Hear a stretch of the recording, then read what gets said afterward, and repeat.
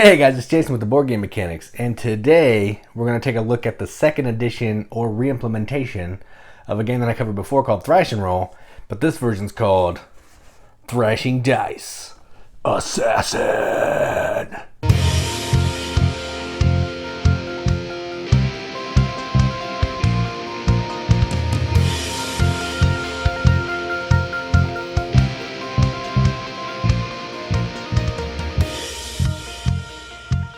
Thrashing Dice is a game for 2 to 4 players where players are taking on the role of a rock band from Poland, a thrash metal band from Poland, and you're trying to gain the most fans. You're trying to get these support people, so like maybe a music teacher, a record label, a radio DJ, to come assist you in making your band the best band that it can be. You're going to be recording singles, you're going to be recording albums, and you're going to be going on tour with Assassin, the greatest metal band of all time. Maybe, I don't even know they are, but maybe they are. So this is a re-implementation of a game that we covered on our channel before called Thrashing Roll, and this is the same general idea, same kind of mechanics, but it's a little streamlined. You have less dice, takes less time, maybe a little less rules to get bogged down in. So that's enough talking about it, enough preamble. Let's go down to the table and rock. All right, so here's a game of Thrashing Dice Assassin, all set up for 2 players. To set up, you're going to put the board out in the middle. You're going to put the 2 hit battle dice here, put the assassin token somewhere on the side. I like to put them in the middle because there's nothing else going on in there. Round marker on round 1. Each player will put one of their scoring token on 0. You'll have these 5 trophies that are going to be used for the end of the game, but right now they're going to mark first player, which is this guy. You're going to give each player their own player board of a certain band. So here we have Battle Creek and Comaniac. I can't read that well. 5 dice of their color. You're going to have some popularity markers that you're going to put down on each space. There's some 1s, some 2s, all the way up to 6. Give them their album and single markers, 3 support cards, and 1 marker on gear and 1 marker on timing at number 1. We have the Scandal deck, the Fan deck, and the Support deck over there. 3 of them face up, and each player gets 3 support cards. There's also a pile of tokens, of skill tokens, so you can determine which person in your band is going to be your front man, and to determine how skillful all of your band members are. All right, so that was a pretty quick rundown of the setup. So let's go ahead and dive into this and kind of just see how it plays.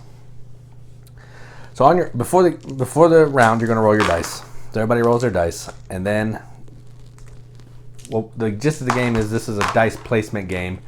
You're going to go to a location and you're going to take a certain action. So let me explain some of the actions. So this is the Metal Club. You're going to be going here to get some fans and get some extra support people. Based on the number of dice, you're going to go there, determining how powerful the action you're going to take. In a 2-player game, we're able to place dice on the 3 green sections with 2 people. There are some rules to break that, but that's the general rule. At the Academy, this is where you're going to go to increase your a skill of a band member or increase your timing as a band. So you're going to go there and just learn how to be a better band. And you're also going to get a fan card. The Broken Bone, we're going to come here and kind of, show off our stuff, maybe play a cheap performance. It's going to give us points based on where we are on our timing and our gear, depending on the amount of dice, so on and so forth. Over here at, what is this place? The Thrashing Mall, we're just going to get better gear. So think of this as a Guitar Center or Sam Ash or something like that. Go here, based on the number of dice, you're going to get better stuff. Over here, we're going to record an album or a single. So 2 dice, you record a single. 3 dice, you record an album. Have to have a single first. The Viper's Nest, we're going to come here. We're going to get points based on how good our front man is, which means the person who has the most of these skill tokens. So if I have the most drummer, they're my front man. And based on how well my single is doing or how well my album is doing, so on and so forth. The radio, you're going to come to promote. You're going to either get rid of some Scandal cards, get some points, so on and so forth. And then you can go over here to tour with Assassin. You need 5 dice. You're going to get a pile of points, pile of stuff going on. But this is tricky. So I may not show this, but this is going to give you a ton of points and will be really cool. So I'll probably spend most of the time on what I'm doing just down here in this area because it's a lot harder to get 5 dice. All right, so that's a rundown of the board. So let's go ahead and get playing. I made yellow first. So to place dice, it's a little tricky. Normal in a dice placement game, you just place a die and you're done. In this one, you have to either place a pair or a run. So like I have a 2 and a 3, I have a 3, 4, 5, I have 2 3s. So it always has to be of a kinds or a run of something. So I want to go ahead and I actually want to just upgrade my timing because that's important. So I'm going to take these 2 dice. I'll take a 2 and a 3 actually. So I'll go right here. Then when you place a die, you can also look at these cards. They're going to have a location that they work at and an extra die that they're going to give you. They're going to increase skill of a musician and they're going to give you a special ability. So in order for me to play one here, I'd have to have the symbol of the Academy, which I do. And it would have to be a 4. So let's go ahead and do it. I'm going to play this one. So she works there. She gives me a 4, so I now have a 2, 3, and a 4 die here. So I've effectively played 3 dice. Whenever you're playing these cards, you always have to play at least 1 actual die.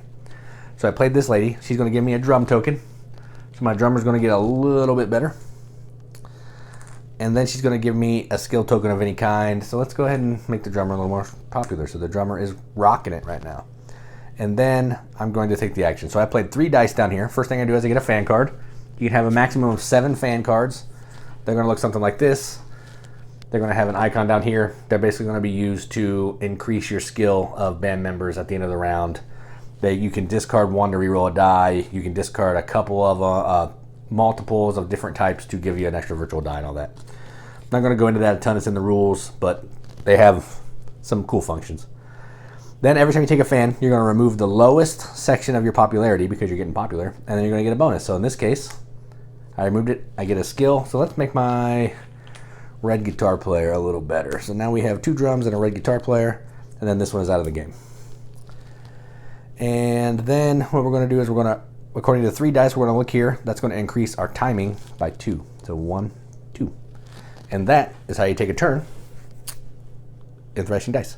So I'm going to play through a round, and then I'll just kind of tell you about some in-game scoring, and then I'll go up to the top, tell you what I think about it, and then I'm going to compare it to Thrash and Roll, because this is a streamlined version of Thrash and Roll, just to see, which one I like better.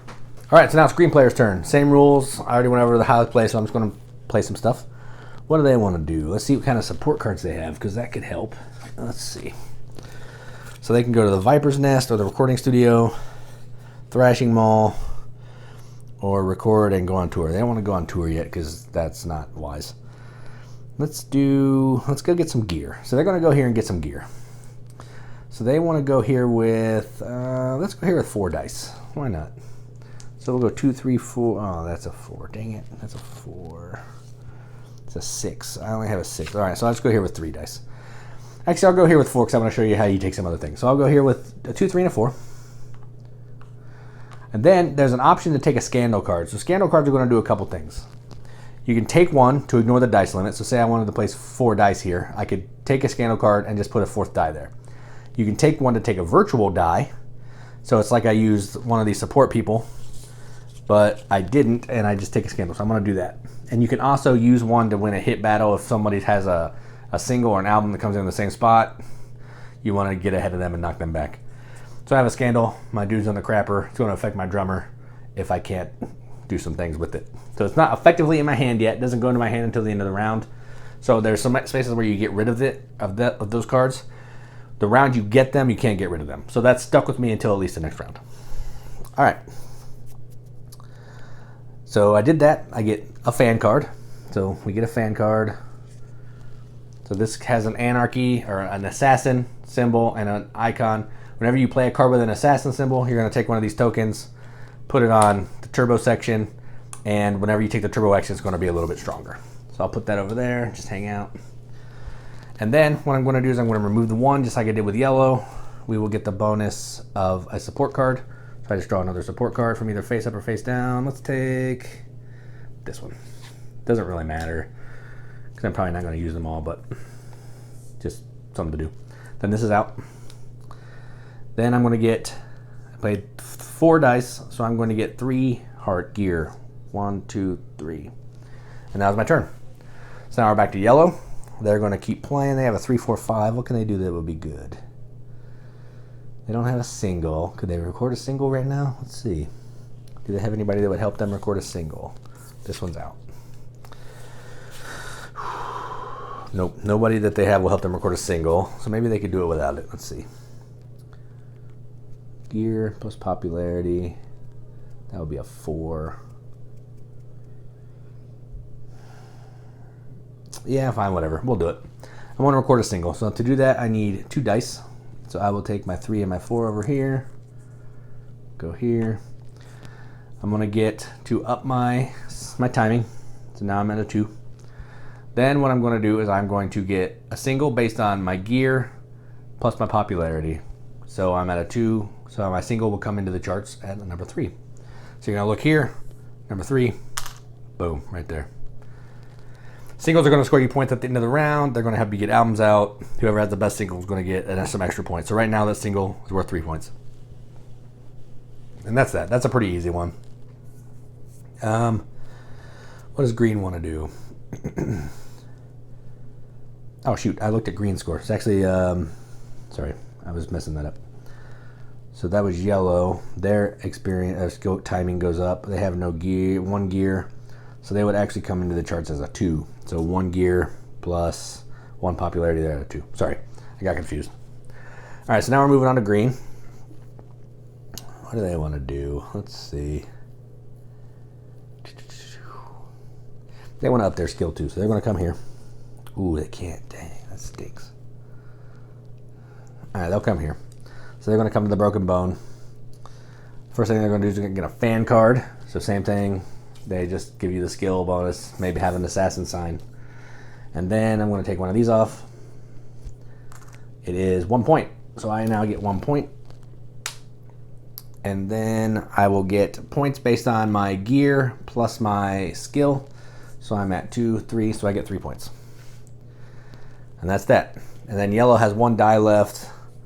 Not a whole ton they can do with 1 die. But they will go over here. So they'll go to the Viper's Nest with 1 die.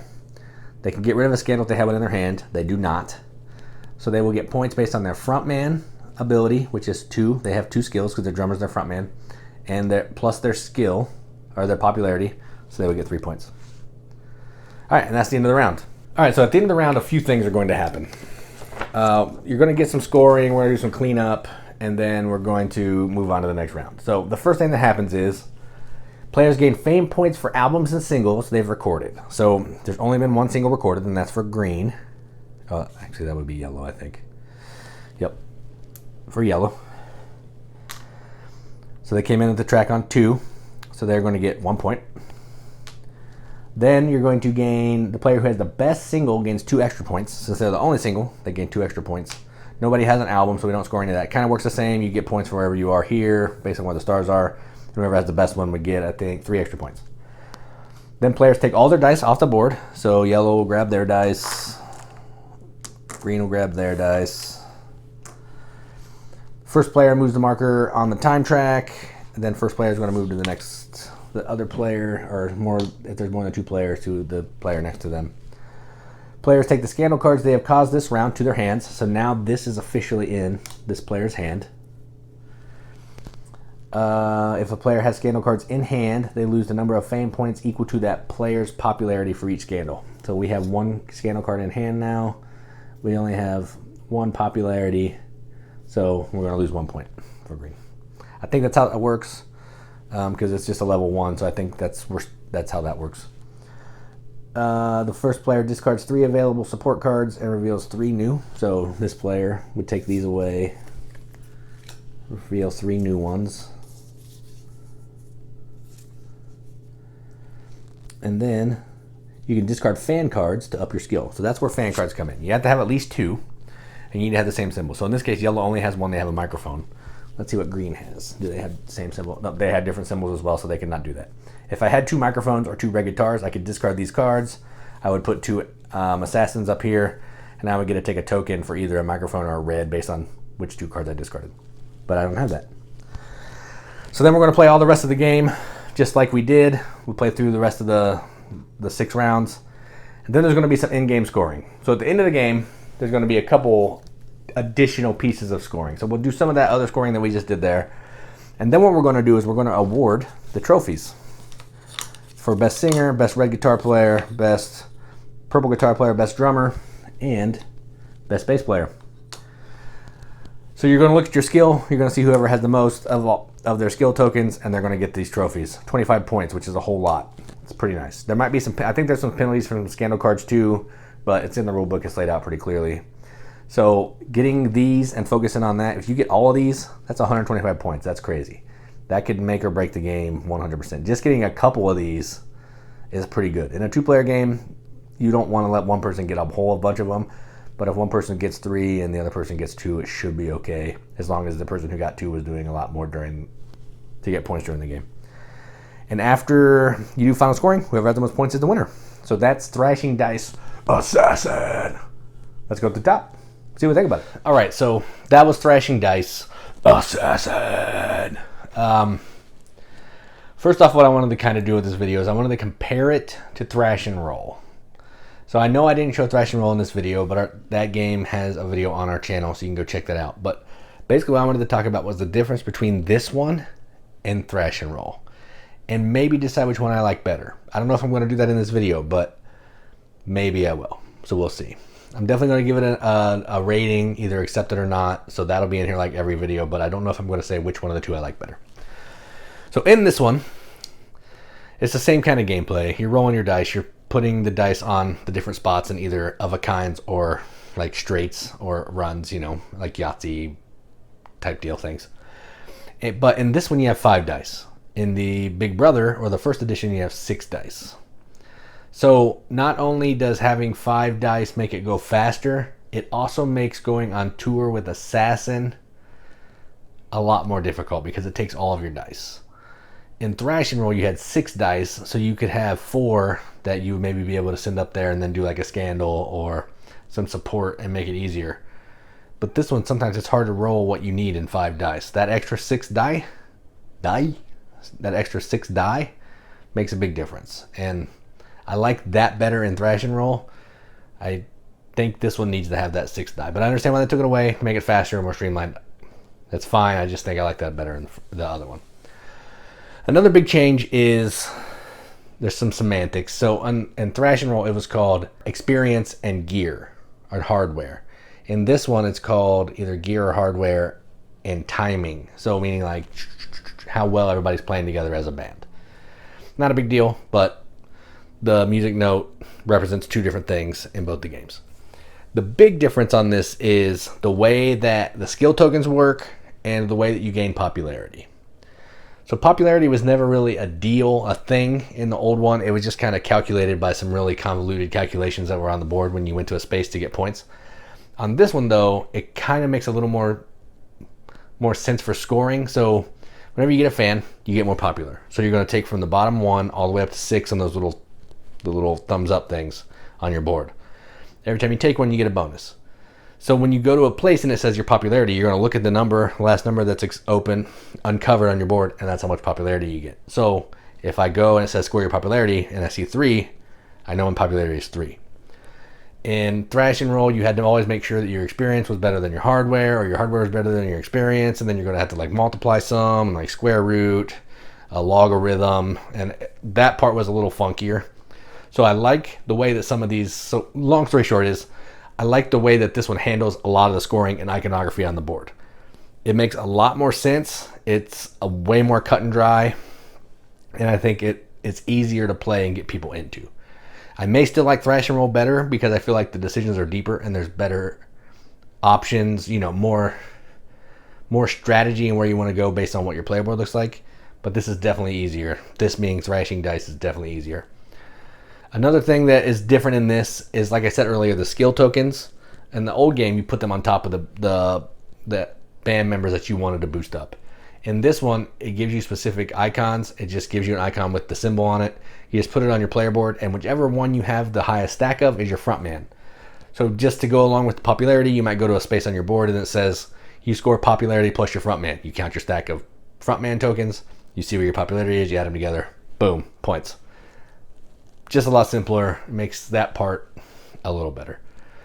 The support cards in this one are a little more friendly. In the old one, there was a a spot that the card wanted to go to. So if I went to the very top big icon on the card, it would say, go to the recording studio. This is your die. You get the thing down the little skill level at the right, and you also get a bonus at the left if you go to that space. If you went to one of the other spaces, you could still use it. You would still get the skill token, but you wouldn't get the bonus of the card. On these, doesn't matter where you go. It's 3 different locations, 2 different locations. You go to either one, you get both the icons down at the bottom. So it's just friendlier. It's easier. You're also not limited to the number that you can play in a round. In the old game, you could take 2 scandals and play 2 supports per round. This one doesn't matter. So if you wanted to take 5 scandals in a round, you could take 5 scandals in a round. You're going to lose points, but you can do it. So it's just a little friendlier and easier to get, I guess, to get people into. But I actually like the way the old ones work a little better. I like, it gives you more, it really makes you want to decide which cards you want to use. If you can only play 2 in a round, you really need to decide which ones you're going to be using, because you don't want to just play something that's not super going to help you, and then you've already played half the cards of those that you're allowed to play in a round, and that's not going to help you. So I don't really know. I don't know which one I like better. I like this one mostly because it's faster. It plays in about 90 minutes, maybe 2 hours.